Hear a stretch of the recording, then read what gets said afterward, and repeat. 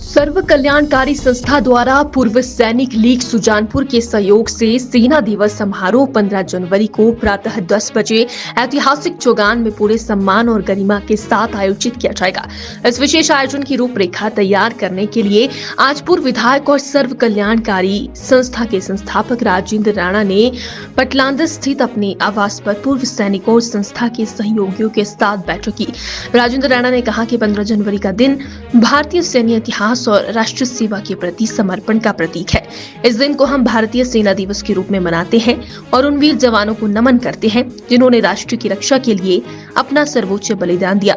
उन्होंने कहा कि हिमाचल प्रदेश, जिसे देवभूमि और वीरभूमि दोनों के रूप में जाना जाता है, अपने बहादुर सपूतों के लिए सदा गर्वित रहा है। कि हम सब लोग महफूज हैं, सुरक्षित हैं, तो हमारी देश की सेना की वजह से।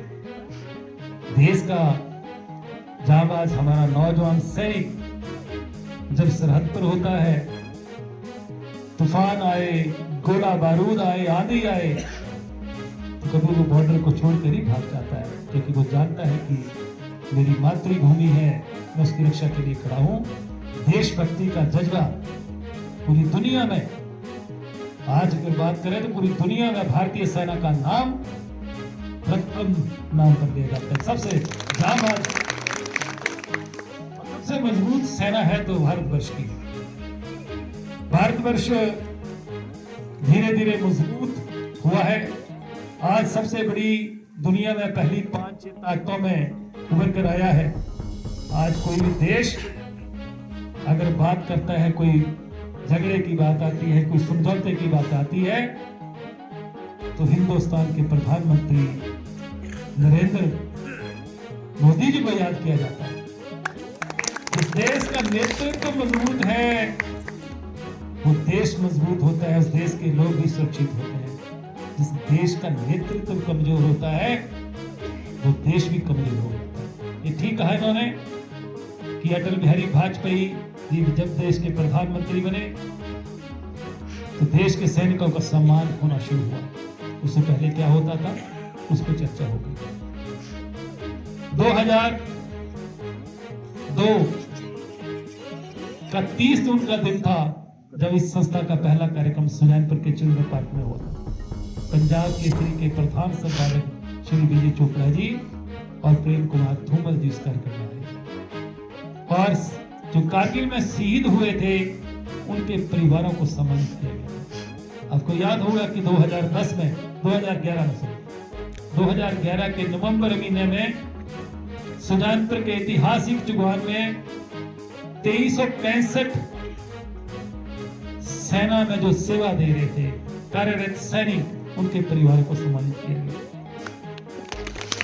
उसके बाद ये पटलांदर का स्कूल का ग्राउंड 3500 पूर्व सैनिकों को वहां बुला के सम्मानित किया गया कि नहीं किया गया?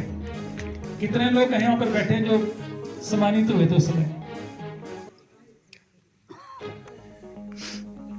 रहा। और ये जो 15 जनवरी का कार्यक्रम की रूपरेखा बनी है, पिछले साल भी आप सब लोगों के आशीर्वाद से, आप सब लोगों की मेहनत से, और मैं बधाई देना चाहता हूं कैप्टन ज्योति और दलीप जी को और उनके साथ तमाम साथियों को। पिछली बार जो कार्यक्रम हुआ, उस कार्यक्रम में जिस तरीके से हमारे इन लोगों ने, पूर्व सैनिकों ने मिलकर जो है परेड मार्च में हिस्सा लिया, उसकी चर्चा पूरे हिमाचल प्रदेश के साथ साथ देश के अलग हिस्सों में। लेफ्टिनेंट जनरल बाली इस कार्यक्रम में बतौर मुख्य अतिथि आए, अध्यक्षता की कार्यक्रम की, और चंडीगढ़ तक, क्योंकि मेरे उस दिन फ्लाइट थी रात की 8 बजे, मैंने विधानसभा कमेटी का टूर लेके जा रहा था, तो चंडीगढ़ तक गए तो कहते हैं इतना जज्बा तो सेना में जो मौजूदा कार्यरत सैनिक है उनमें भी नहीं होता कि जज्बे के साथ इन्होंने यहाँ पर जो परेड मार्च की। इस बार हमने फैसला किया है, जैसे इन्होंने कहा, कि जितने भी पूर्व सैनिक इसमें हिस्सा लेंगे परेड में, उनको सबको सम्मानित भी किया जाएगा और मैंने कहा कि जो पंडाल लगा होगा आगे की जगह परेड के लिए खाली छोड़ी होगी। जैसे ही परेड खत्म होगी हमारे वॉलंटियर तुरंत इनके बैठने की व्यवस्था सबसे आगे करेंगे, क्योंकि पिछली बार क्या हुआ, परेड इन्होंने कर दी, कुर्सियां मिले ना, मैंने तो गड़बड़ हो गया, ये तो मिसमैनेजमेंट होगी। तो पिछले कार्यक्रम से हमने सीख कर इस बार जो परेड में हिस्सा लेंगे वो सबसे आगे बैठे। इसलिए इन्होंने 6 जनवरी को कार्यक्रम सुजानपुर में 10 बजे का 10 साढ़े 10 बजे का कार्यक्रम रखा है। उसमें जो लोग परेड में हिस्सा लेंगे उनको संपर्क करेंगे और उन लोगों को उस दिन जो है रिहर्सल की भी बात की जाएगी कि हम सब लोग महफूज हैं, सुरक्षित हैं, तो हमारी देश की सेना की वजह से।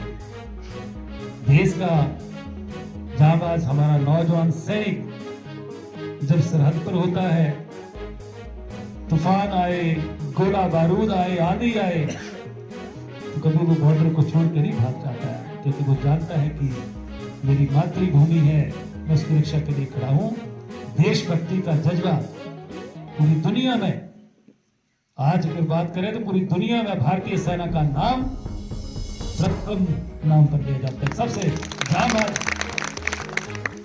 सबसे मजबूत सेना है तो भारतवर्ष की। भारतवर्ष धीरे धीरे मजबूत हुआ है।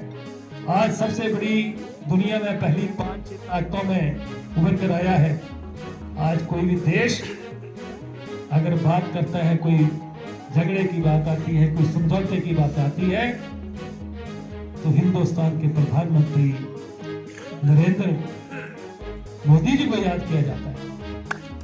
इस देश का नेतृत्व मजबूत है, वो देश मजबूत होता है, उस देश के लोग भी सुरक्षित होते हैं।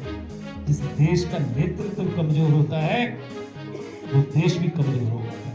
ये ठीक कहा इन्होंने कि अटल बिहारी वाजपेयी जी जब देश के प्रधानमंत्री बने तो देश के सैनिकों का सम्मान होना शुरू हुआ। उससे पहले क्या होता था उस पर चर्चा होगी। 2002 का 30 जून का दिन था जब इस संस्था का पहला कार्यक्रम सुजानपुर के चिल्ड्रन पार्क में हुआ। पंजाब केसरी के प्रधान संपादक श्री विजय चोपड़ा जी और प्रेम कुमार धूमल जी इस कार्यक्रम में, और जो कारगिल में शहीद हुए थे उनके परिवारों को सम्मानित किया गया। आपको याद होगा कि 2011 के नवंबर महीने में सुजानपुर के ऐतिहासिक चुगवान में 2365 सेना में जो सेवा दे रहे थे कार्यरत सैनिक, उनके परिवारों को सम्मानित किया गया। उसके बाद ये पटलांदर का स्कूल का ग्राउंड 3500 पूर्व सैनिकों को वहां बुला के सम्मानित किया गया कि नहीं किया गया? कितने लोग यहाँ पर बैठे जो सम्मानित हुए थे उस समय? रहा। और ये जो 15 जनवरी का कार्यक्रम की रूपरेखा बनी है, पिछले साल भी आप सब लोगों के आशीर्वाद से, आप सब लोगों की मेहनत से, और मैं बधाई देना चाहता हूं ज्योति और दलीप जी को और उनके साथ तमाम साथियों को। पिछली बार जो कार्यक्रम हुआ उस कार्यक्रम में जिस तरीके से हमारे इन लोगों ने, पूर्व सैनिकों ने मिलकर जो है परेड महाराष्ट्र में हिस्सा लिया, उसकी चर्चा पूरे हिमाचल प्रदेश के साथ साथ देश के अलग हिस्सों में भी हुई। लेफ्टिनेंट जनरल बाली इस कार्यक्रम में बतौर मुख्य अतिथि आए, अध्यक्षता की कार्यक्रम की, और चंडीगढ़ तक, क्योंकि मेरे उस दिन फ्लाइट थी रात की 8 बजे, मैंने विधानसभा कमेटी का टूर लेके जा रहा था, तो चंडीगढ़ तक गए तो कहते इतना जज्बा तो सेना में जो मौजूदा कार्यरत सैनिक है उनमें नहीं होता कि जज्बे के साथ इन्होंने यहाँ पर जो परेड मार्च की। इस बार हमने फैसला किया है, जैसे इन्होंने कहा, कि जितने भी पूर्व सैनिक इसमें हिस्सा लेंगे परेड में, उनको सबको सम्मानित भी किया जाएगा। और मैंने कहा कि जो पंडाल लगा होगा आगे की जगह परेड के लिए खाली छोड़ी होगी। जैसे ही परेड खत्म होगी हमारे वॉलंटियर तुरंत इनके बैठने की व्यवस्था सबसे आगे करेंगे, क्योंकि पिछली बार क्या हुआ, परेड इन्होंने कर दी, कुर्सियां मिले ना, मैंने तो गड़बड़ हो गया, ये तो मिसमैनेजमेंट होगी। परंतु पिछले कार्यक्रम से हमने सीख कर इस बार जो परेड में हिस्सा लेंगे वो सबसे आगे बैठे। इसलिए इन्होंने 6 जनवरी को कार्यक्रम सुजानपुर में 10 बजे का 10 साढ़े 10 बजे का कार्यक्रम रखा है। उसमें जो लोग परेड में हिस्सा लेंगे उनको संपर्क करेंगे और उन लोगों को उस दिन जो है रिहर्सल की भी बात की जाएगी।